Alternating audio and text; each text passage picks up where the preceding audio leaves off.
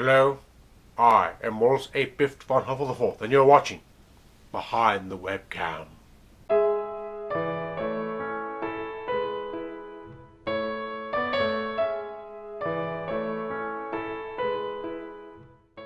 Today, we have a guest, as we have had in days past, and days in the future, and all days. We have a guest of talent and eminence. So please, join me in welcoming PbMiranda! Hey, Wallace, how's it going? Thank you for being with us, PbMiranda. Now, we shall delve into the questions that will delve into your psyche and into your creative process. Tell me, PbMiranda, what inspired you to start blogging? What made me decide to do blogging? That's the big question of the day, isn't it? Well, I've always been interested in writing and doing poetry ever since I was a little girl. So one day, when I was 18 years old, I decided to write my very first book. It was about a teenage girl going through her everyday teenage problems. She moves into a new town and then meets up with this really good-looking, handsome boy.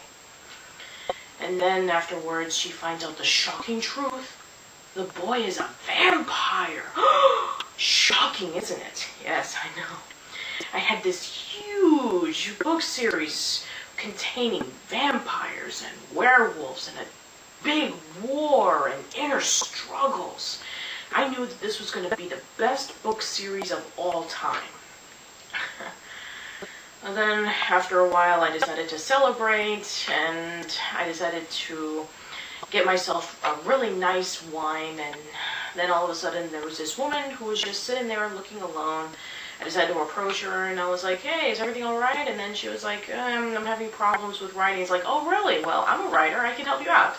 And then the both of us decided to talk, and we decided to mingle with each other, and then after a while, I showed her my book. And then after a while, she was reading it, and then she was just eyeing it with these big, beady eyes, and she was mesmerized with it. And then after a while, she ordered more drinks, and then after a while, I don't remember what happened. The next thing I knew, the woman that I met up with, her name was Stephanie Myers, and she stole my book, and she decided to name it Twilight. And now she's this gigantic millionaire and beloved by all her fans. It should have been me. Anyway, so that's why I decided to do blogging. I decided that the next best thing was blogging. I decided to write down everything that I knew for all the fans and for all the viewers out there. And I'm getting there. I'm getting close to what Stephanie Myers has. Not that much. I don't make a dime out of my blogs, but still. I know that someday I will be able to get the same amount of praise that she did by stealing my work. Stephanie Meyer stole your work. An egregious act, indeed. Huh! I feel indignant. I very rarely feel indignant, but I do at this moment. This is me, indignant. Thievery at work. But luckily, for all of us, you are here with us now, and writing your brilliant blogs. Brilliant, yes. So, Stephanie Meyer's greedy, selfish, foolish move was our gain.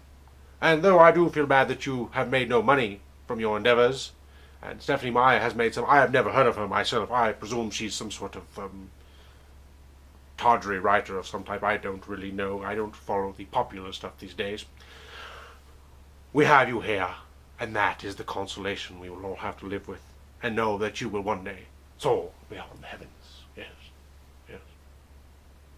At any rate, though, we must move on. We must continue to delve into your work. So tell me, PbMiranda, what inspired you? What inspired you to write a tribute to Nickelodeon? What made me decide to do the Nickelodeon tribute? Gee, wow. That's the question of the day, isn't it? Well, it started around 2 years ago. I was looking through all these Nickelodeon tributes and retrospects, and I saw that the majority of them had vague history behind the network, and they were mostly used to feed off the fanboyism of saying that the 90s were the best and the 2000s sucked. So I decided that I was going to do the same, but I was going to do it in a way that wasn't filled with fanboyism all over it. And then after a while, some guy and I, his name is Kevin, he didn't do very much, you know. He just basically, you know, helped me out with the blog, and then afterwards I took it from there. So anyway, the Nickelodeon tribute took a lot of time to watch over again, and then afterwards I decided to present it. I was going to present it in a way that has never been seen before. I was going to present it in a way that was fresh and new. Instead of fanboyism with all the people saying that the 90s were the best, it was going to be a fangirlism saying that the 90s haven't aged very well, and that the 2000s aren't as bad as they think they are, and that the 80s people should be able to gain attention towards. Yes, I was going to be able to present it in a way that has never been done before. And despite the hundreds of emails saying that I should be able to go away from this world, nonetheless, I feel that it has broadened up the minds of everybody to say that Nickelodeon was indeed a great network, but not a lot of great shows. Well, they were good, by the way, but, you know, some of them were not so great. These belligerent emailers, these who have threatened you from this earthly plane, do not realize they are too late. You have already ascended with your brilliant works, with your great information that you have given us. You see, I do not know about this, Kevin. I'm not sure about Nickelodeon. It's, once again, probably one of those new things I don't know about, but you have given us so much and brought it down. Can I not see that? No simple fanboyism, no ridiculousness, right to the heart of the matter. And speaking of the heart of the matter, now we must move on to the next question which will delve into your more creative side, your beautiful side. So tell me, if Disney and Nickelodeon were giant robots, who would win in a fight? Jeez, wow. If Nickelodeon and Disney were robots, who would win? Jeez, that's the question of the day, isn't it? Well, here's the deal. If we were to have that in a literal sense, then obviously Nickelodeon would win. You have Jenny from My Life as a Teenage Robot on one side, and then you have Wally on the other. Jenny can be able to just bring out her laser arm and just pew pew pew, decimate Wally like that. But if you want to talk that in a metaphorical sense about robots, then Disney would win by a long shot. They're consuming everything from our childhood. They got a hold of Marvel and the Muppets and Indiana Jones and Star Wars. And they're going to get Hasbro next. What does Nickelodeon have? They have Winx Club and Power Rangers. At least they have the Ninja Turtles, and they've been doing really well with them. But still, you know, literal sense, Nickelodeon wins. Metaphorical sense, Disney would win. Hands down.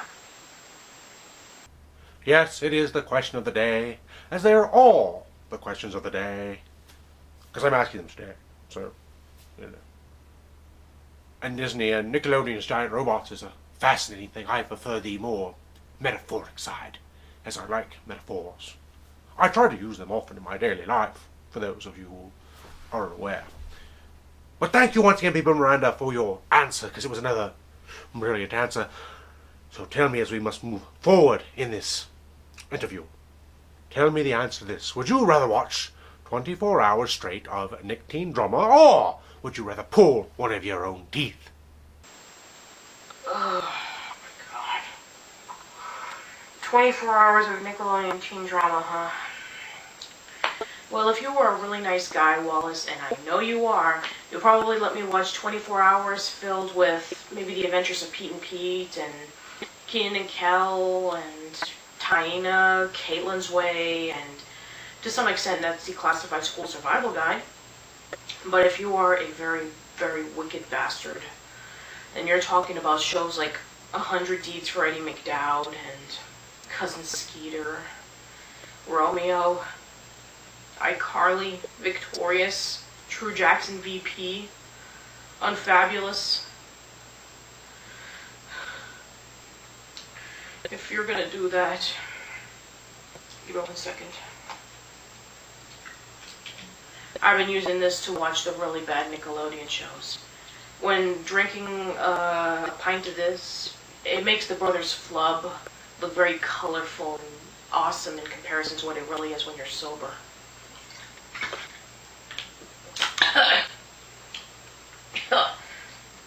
Yeah, I already got it right here. Here we go. I know what you're doing, Wallace. You did this in the last episode with infamous Jack. You want me to pull out my teeth so that when I sue you, you'll actually have proof and liability that you asked me these questions, and I did this in my free will. The only thing that'll happen is me being one tooth less in my mouth, having to pay off thousands of dollars worth in the court, and having to pay another thousands of dollars to get my teeth fixed. While you over there decide to lounge up with my money and go off into Arabia and spend a nice vacation with the money that you got from me and infamous Jack. Well, it's not going to work for me. I'm not that stupid. Arabia. Didn't we establish earlier that she had no money? Somebody help me out with this, but I'm not quite sure of the nature of this plan. Do we have a plan? Anybody? I appear to be the only one here. Well, maybe the producer or someone's behind some sort of conspiracy to go to Arabia. But, I personally have no desire to go. If I'm going to go anywhere, it's going to go back to my home. Yes, where I am from. Where everyone speaks like this. Of course, we all know where that is. I don't have to tell you. Everyone knows this accent. Yes, that's the answer. That's the answer right there. Wait a minute, why am I answering the question? I'm the interviewer. We're out of time. Yes, we're out of time. So thank you, PbMiranda, for appearing on Behind the Webcam. Would you like to say anything to people as you hang out? Well, thank you so much for having me over, Wallace. It was so great. And remember, if any of you guys thinking about doing a Nickelodeon tribute that has the same content as me, you're copying off of me, and that's not going to work. How do I know this? My Nickelodeon tribute is Mark Summers approved, and he rules us all. Mark Summers approved. Well, I'm sure there's no higher approval than Mr. Summers. He seems like a businessman, perhaps, or lawyer, or professor. I'm not sure who that is. I seem to miss a lot of things on this show. Well, thank you, PbMiranda, for appearing on Behind the Webcam. Yes, it was brilliant interviewing you. Yes, it was a joy. And so I thank you all too also for watching Behind the Webcam. And if you have any interest in being on Behind the Webcam, you can leave a comment below in the comment section. We've discussed this many, many times.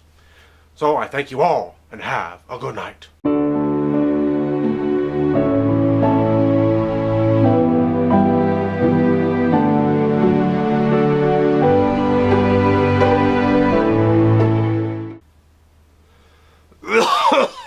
Oh, guess what? Doing Behind the Webcam sick again. Probably surprised I didn't mess up my accent or something. That would actually be good. Just do a little confusion. Hi there, this is Wallace Right Beef Forever. I can do a whole episode like this. What's the more thing? Actually, I think that's far more annoying than Wallace. Stop recording this pointlessness now.